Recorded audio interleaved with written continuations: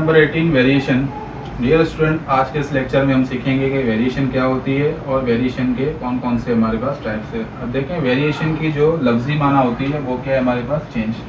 इसका मतलब ये है कि अगर हम किसी भी चीज़ के अंदर या किसी क्वांटिटी के अंदर वेरिएशन करते हैं तो उसका दूसरी क्वांटिटी पे कौन सा इफेक्ट पड़ता है।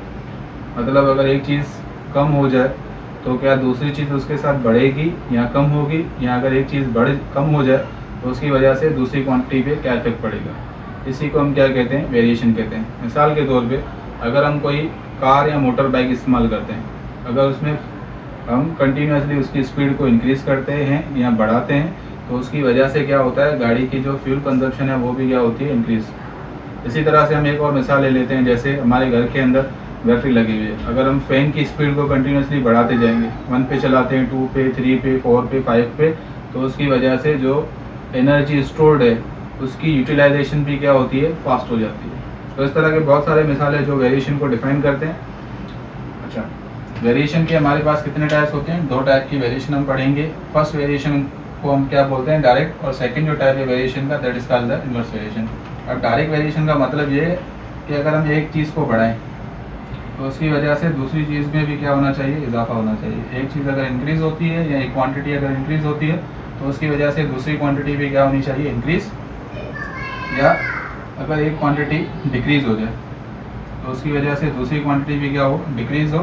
तो इस तरह की वेरिएशन को हम क्या बोलते हैं, डायरेक्ट वेरिएशन। मीन्स एक का डायरेक्ट इफेक्ट पड़े दूसरी क्वांटिटी के ऊपर। एक बढ़ेगी तो दूसरी को भी बढ़ना चाहिए, अगर एक घटती है तो दूसरी के अंदर भी हमें क्या नज़र आएगा, डिक्रीज नज़र आएगा। अच्छा, इसको अगर मैथमेटिकली हम शो करें तो कैसे लिखेंगे कि y, लेट सपोज कि एक क्वांटिटी हमारे पास y है और दूसरी क्वांटिटी हमारे पास क्या है, x है। तो हम कहेंगे कि y का डायरेक्ट रिलेशन किसके साथ है, x के साथ। मतलब y बढ़ेगा तो x भी बढ़ेगा, x बढ़ेगा तो y भी बढ़ेगा, y की वैल्यू कम होगी तो x की वैल्यू भी क्या होगी, कम होगी। अच्छा, साइन ऑफ प्रोपोर्शनलिटी जब हम रिमूव करेंगे तो यहाँ पे हम लगाएंगे प्रोपोर्शनलिटी कांस्टेंट के, जिसको हम कहते हैं वेरिएशन कांस्टेंट। वेरिएशन कांस्टेंट बोलें या इसको कांस्टेंट ऑफ प्रोपोर्शनलिटी भी आप लिख सकते हैं, आपकी मर्जी है। दूसरे टाइप की वेरिएशन को हम बोलते हैं इन्वर्स वेरिएशन। अब इन्वर्स वेरिएशन का मतलब क्या होता है, उल्टा। अगर एक चीज़ कम हो रही है तो उसकी वजह से दूसरी चीज़ क्या होनी चाहिए, बढ़नी चाहिए। जैसे मिसाल के तौर पे अगर हमारी मार्केट में कोई आइटम ज़्यादा आ जाए तो उसकी वजह से प्राइसेस क्या हो जाती है, कम, क्योंकि डिमांड जो है वो कम हो जाएगी, क्योंकि हमारे पास जो सप्लाई है वो क्या होती है, बढ़ जाती है।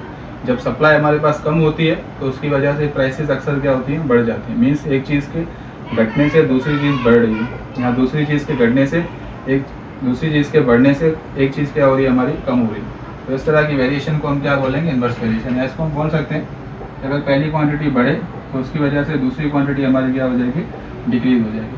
तो मैथमेटिकली इसको हम कैसे लिखेंगे, लेट सपोज एक क्वांटिटी हमारे पास y है और दूसरी क्वांटिटी हमारे पास क्या x है। तो इसको हम कैसे लिखेंगे, y is inversely proportional to, यहाँ y का क्या है, इन्वर्स रिलेशन है x के साथ। प्रोपोर्शनलिटी साइन हम हटाएंगे तो y किसके बराबर हो जाएगा, k/x। अब k हमारे पास यहाँ पे क्या है, कांस्टेंट ऑफ प्रोपोर्शनलिटी, या इसको हम क्या बोलते हैं, वेरिएशन कांस्टेंट।